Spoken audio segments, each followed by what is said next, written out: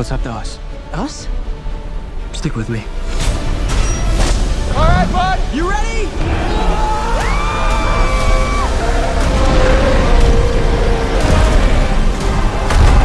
Come on!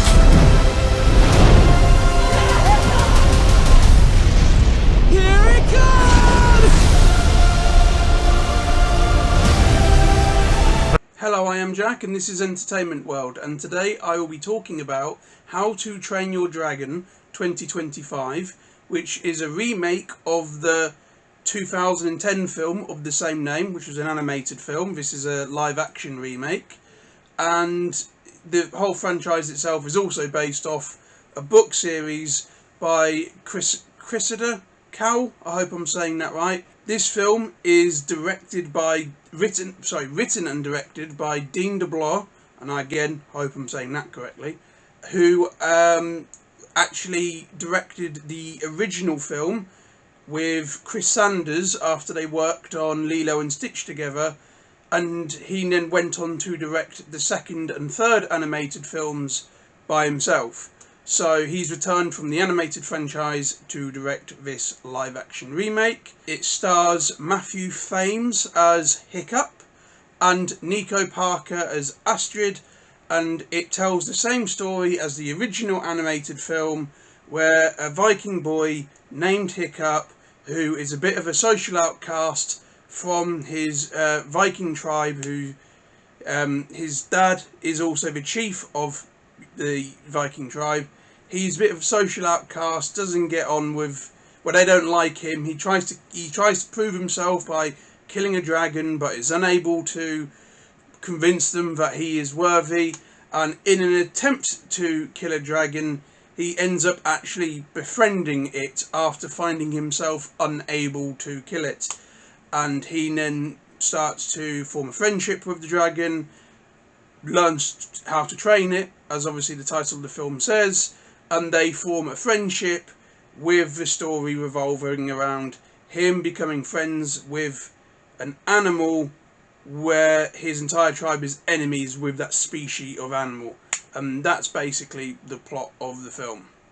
Now, really quickly, I saw this film early because it came out on the 9th of June here in the UK, where I'm from, opposed to the 13th of June in the US, and I saw it on the 10th, so I saw it the day after it came out over here. So I could have had a video before it was released, before it was released in the US, which would have been really nice to have an early video, but when I was driving to the cinema to see it, I started feeling funny. I still watched the film, but I started feeling worse as the film went on, and then the next day I woke up and I was really ill. I had a really, really bad cold. I'm still not 100% recovered from it, but I've recovered enough from it to be able to do this video because I want to do it. I don't want to delay it any longer. But yes, it was a shame that I could have had a nice early video, 4 days before it was released in the US. But I wasn't able to do it because I just felt too ill and I wouldn't have been able to talk, and just not nice at all. So anyway, not going to grace you out more with that. But yeah, I'm round to making this video now. I want to make it now. And really quickly as well, just for context, a bit of background here, How to Train Your Dragon, the animated film, 2010 one, is my second favourite animated film of all time. The sequel, the second one, is my favourite animated film of all time. I love that film. I obviously loved the first one as well, but the second one is just a complete masterpiece in my mind. I mean, so is the first one, but just the second one's just that little bit more. And I also really love the third one. It's not as good as the first two, but it would also be in my top 10 animated films. I grew up with this franchise. I absolutely adore it.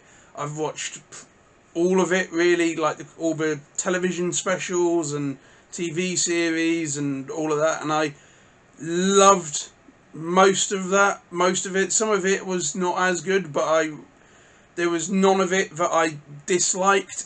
So like I say, I love How to Train Your Dragon, the animated franchise.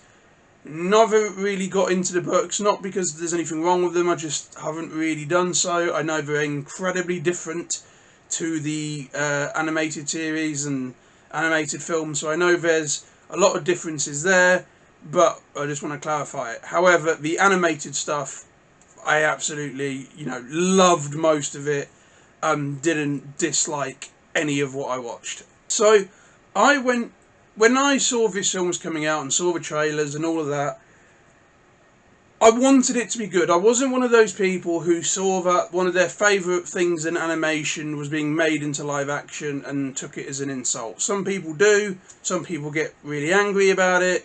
It doesn't matter, and they make up their mind about how they feel about it before the film or whatever it is comes out. They're like, no, it's going to be bad, and they've made their mind up. And I think the problem is, the reason why a lot of people can do that is because it does more often than not end up being bad.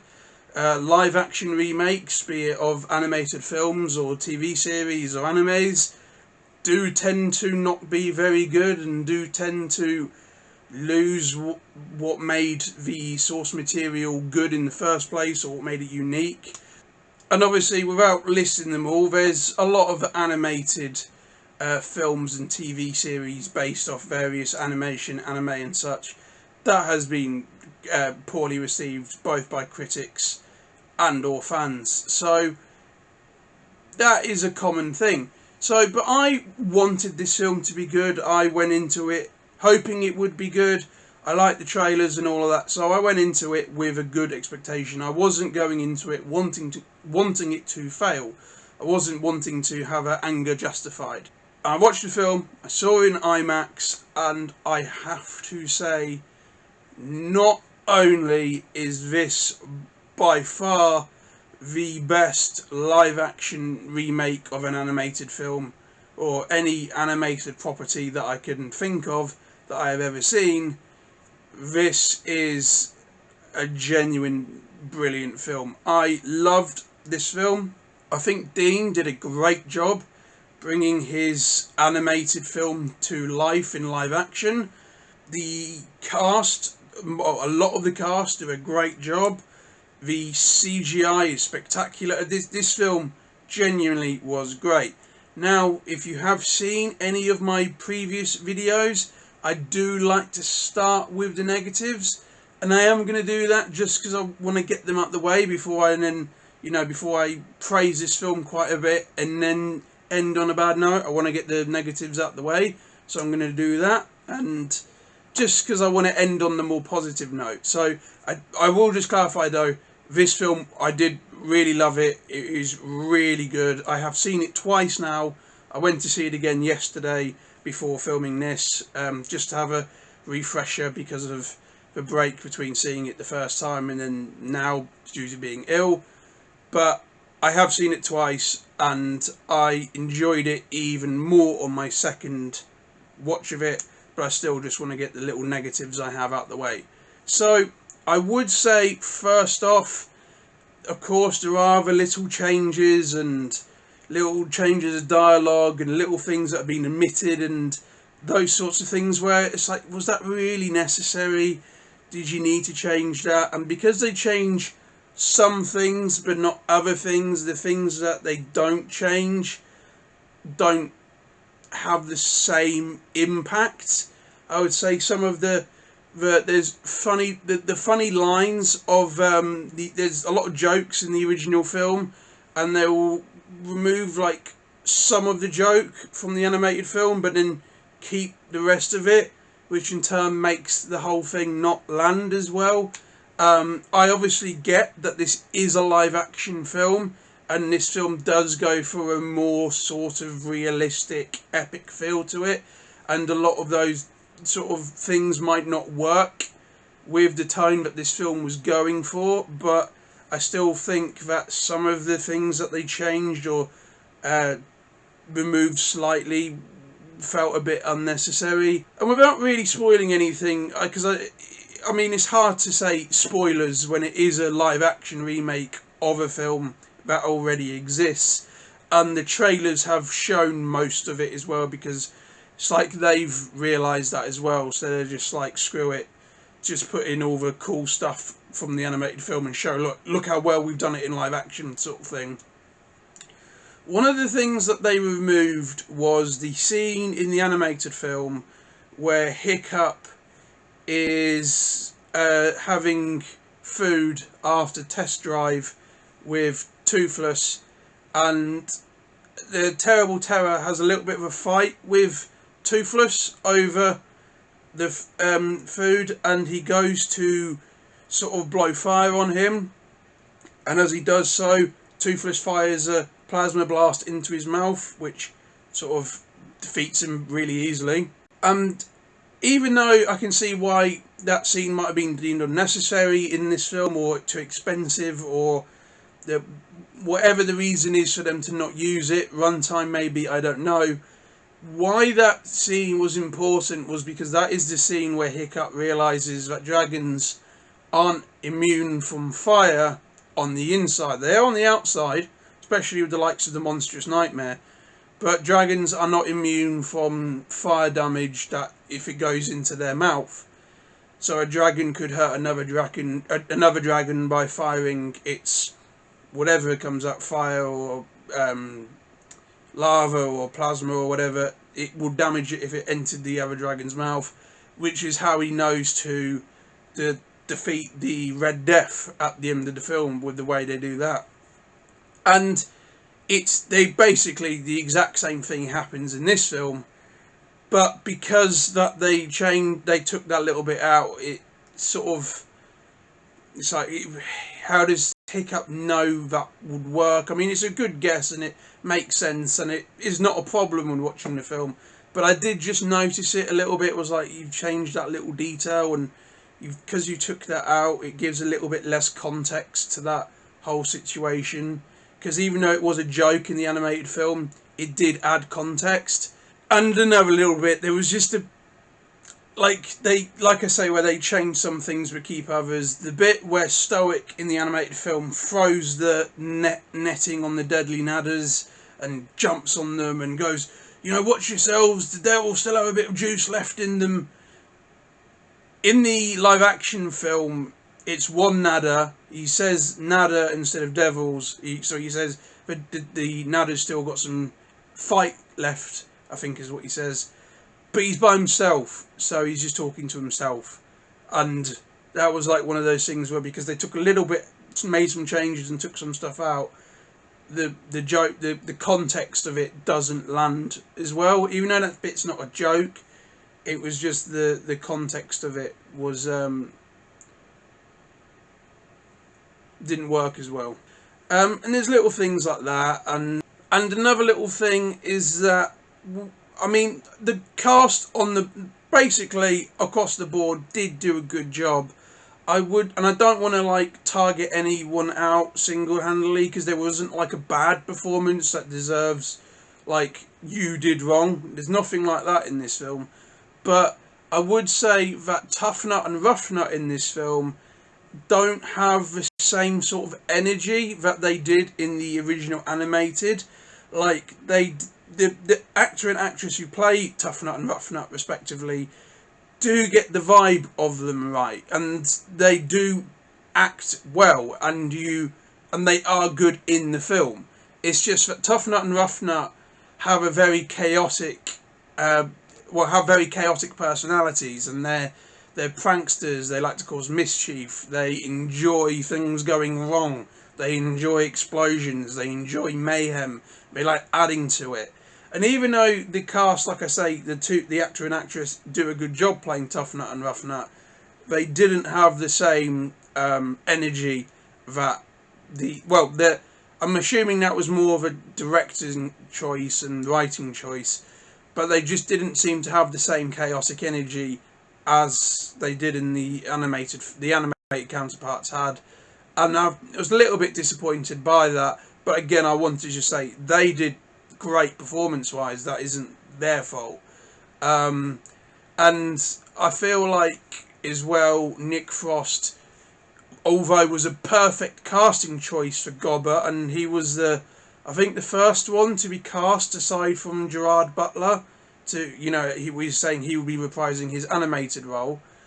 I feel like even though it was a great choice of Gobber, again, it was like a lack of the same energy. Gobber is very sarcastic, enjoys what he does, and is very much sort of like happy to be there, whereas Gobber in this seemed to be a lot quieter and more reserved and just sort of a bit, I don't know, more laid back about everything.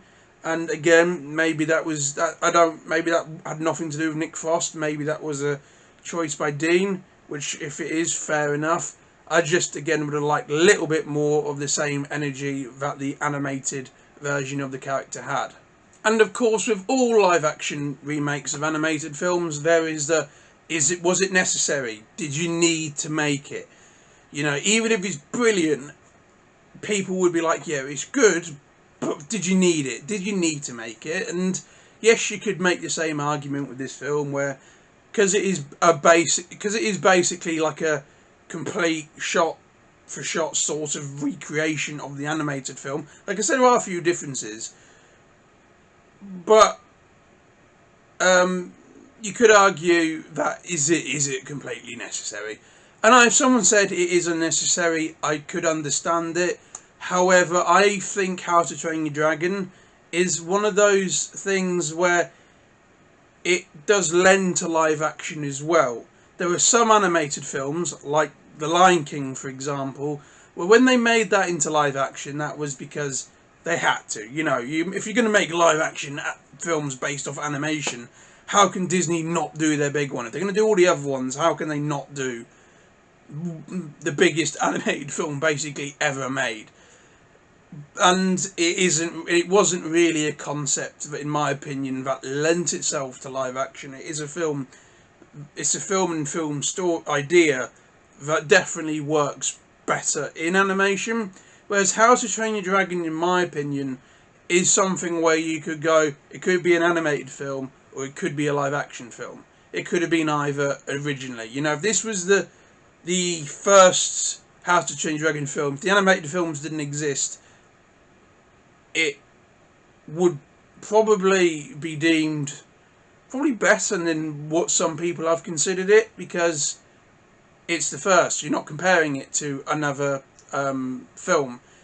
So I do think it is one of those films where it does work in both forms of filmmaking and media and stuff. So I do think it has more of a place than a lot of other live action remakes have had, but I could still sort of understand why someone might say that about this film. However, personally, like I say, I think it is a film concept and idea that works in both forms of filmmaking.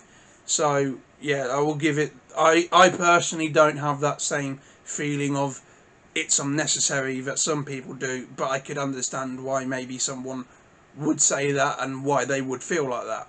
And of course, is it as good as the original? No, it is not as good as the original. I just want to clarify that. Like I say, the original is my second favourite animated film of all time, and this doesn't quite reach it. However, in my opinion, and I am purely talking about my opinion here, of course, obviously, I do think it comes close. So now I'm going to go into the positives, because I feel like that's a good way to segue into them. Basically on the whole, I loved this film. You know, I have a few nitpick negatives, but my only negatives have really been I wish some of the characters brought a certain more amount of energy and a few changes and stuff, but that's very minor. There was no glaring flaws with this film. As I mentioned at the start, the CGI is genuinely some of the best I've ever seen in a film. There's a couple like maybe a bit of green screen where it's clear that the actors have a background on, to them. They're not actually in the sky, but 99.9% of it looks brilliant. The dragons look incredible. The designs are perfect. They're the perfect blend of how they looked in the animated film and then bringing them to life in live action and making them feel big and epic and scary, like they're an actual threat to these Vikings. They are incredible, and I haven't reacted to the designs of a character, or sorry, designs to characters like this since I first saw Bumblebee in 2018. The Cybertron scene perfectly brought the G1 designs to life in terms of them having been made to look recognisable, but they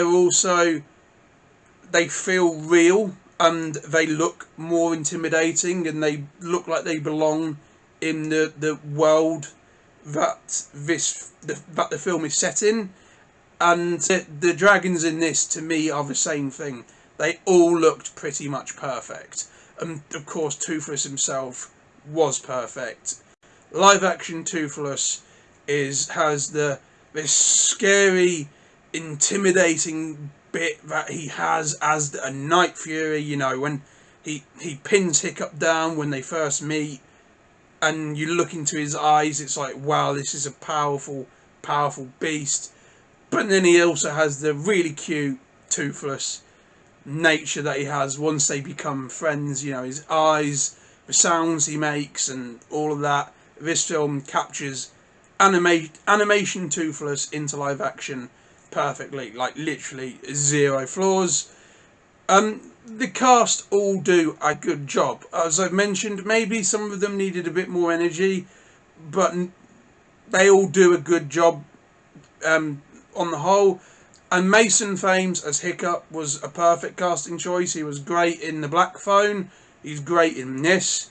He captures the lonely side of Hiccup, and this film goes for a more lonely side to it, where they show how him being an outcast affects him more negatively here, and you can see it hurts him that he doesn't fit in, and he does that really well. But he also does the whole becoming friends with Toothless and growing in confidence, and he isn't the incompetent weakling klutz disaster that everyone seems to think he is. He actually is really capable, and Matthew Thames was the perfect Hiccup.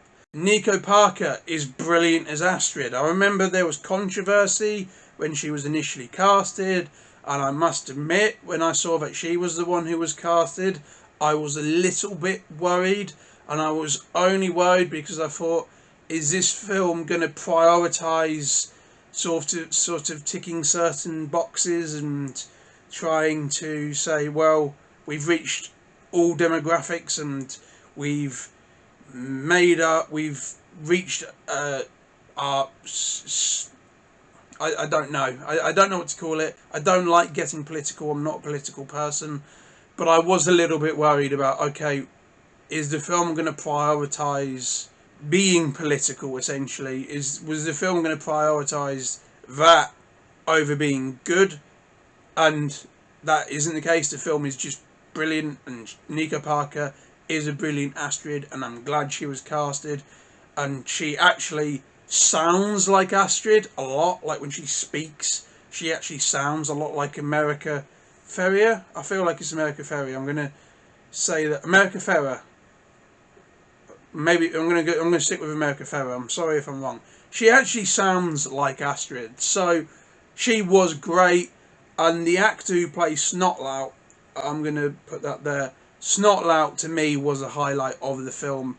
Because Snotlout, I do think, is actually one of the characters that you need to tone down in live action. I know that's going to sound like, but you just said they need more energy. No, I get that, but Snotlout to me is one of those characters where he probably does need to be toned down a bit, because Snotlout is very loud. He's a very animated character, especially in the TV series where he has a lot more screen time.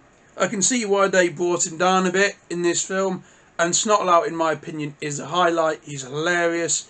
He captures the essence of the character perfectly, and he's actually given more to do in this film and has more of an arc and more of a story and more of a point, and they flesh out his relationship with Hiccup a lot more, as well as his own dad. So that was brilliant. And I can't remember his name. I'm going to put his name there. The kid from Deadpool 2, he was great as Fishlegs. He was just a brilliant casting choice. There are some changes as well to this film, which I won't spoil. which to me I think were good ideas and worked. Most of the changes I actually did like, and I'm not saying that they were needed or improve upon anything. I just think they were good, different ideas and explain certain things quite well. So I like that. And this film is made, unlike the first, obviously the first film was made, it was just the first film. There was no second film and there was no third film. Whereas this film is made with those films also in mind.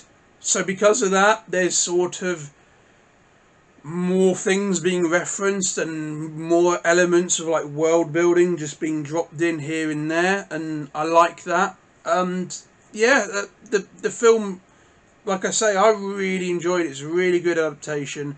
And of course, sorry, back to cast really quickly. Gerard Butler is stoic. He was stoic in the animated films. He's stoic in this. He's brilliant.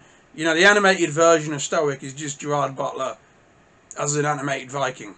So, of course, he had to play him in live action. And he was equally as good in this as he was in the animated films. So, yeah. And like I say, the whole cast are great.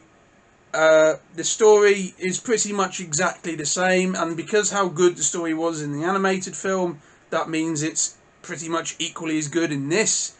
The CGI, the designs, the music by John Powell, he returned to compose. It's epic. The test drive sequence in this film, seeing it in IMAX, was incredible. And when I saw this film was being heavily promoted for IMAX, I was like, well, that's good, because to me that basically implies, hopefully, you know, that they put more effort into it than just, make a live action remake for the sake of a live action remake. They actually put a lot of effort into filming it, and watching the film, I can confirm that they did. The flying sequences, test drive in particular, the action sequences, the opening sequence with the dragon attack on the village, all of it looks incredible. But yes, overall this film is epic and I really recommend it. I personally loved it, and as I said, it's the best live action remake, and I thought it was genuinely a really, really good film. Film quality, I would give it 8.75 out of 10, and entertainment value, I would give it 9 out of 10.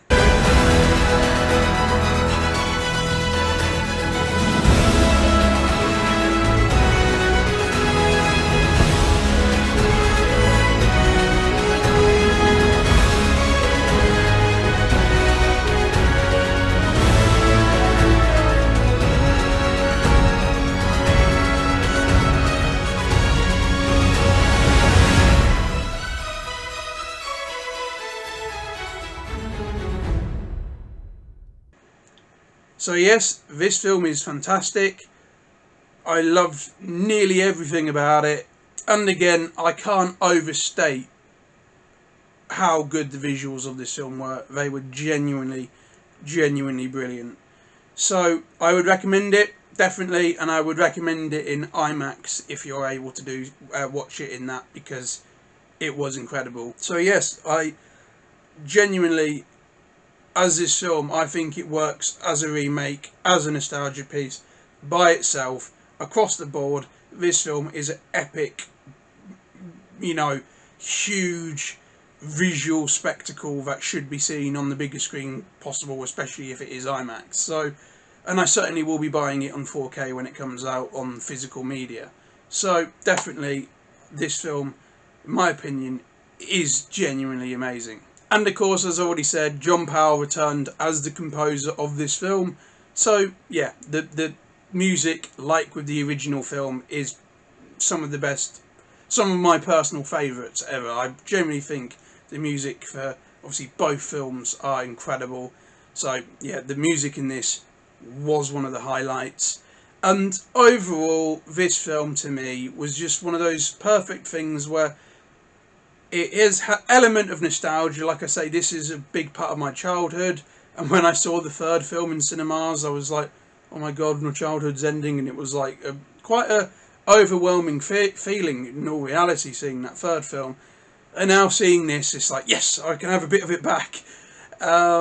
So yeah, this film is quite nostalgia driven in that regard, but it's one of those things where it works. It works as a live action remake. It works as a bit of a nostalgia piece. It works completely, completely on its own as well. So this film is just epic. It captures the vibe of the original perfectly, and although it goes to like I would say a more serious, epic sort of built on a bigger scale sort of feeling, that's cool as well, and that's part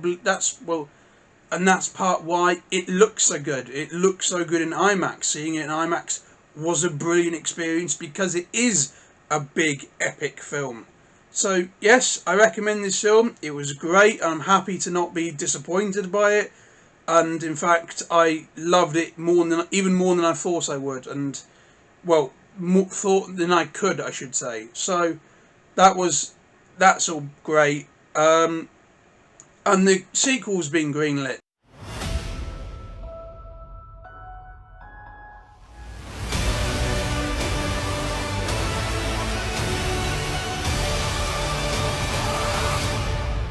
They've confirmed that they'll be making How to Train Your Dragon 2 in 2027, so I am now looking forward to that as well.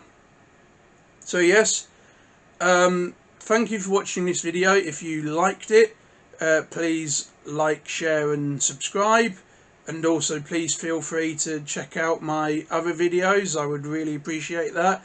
And please, if you have seen this film, tell me what you thought about it in the comments. I would like to read that. So again, thank you guys for watching. I hope you have a great rest of your day and enjoy whatever you have coming up that you're looking forward to. And yes, again, thank you for watching this, and if you haven't seen this film, again, I recommend that you do. So thank you guys again, and I will see you hopefully in my next video as well. Goodbye.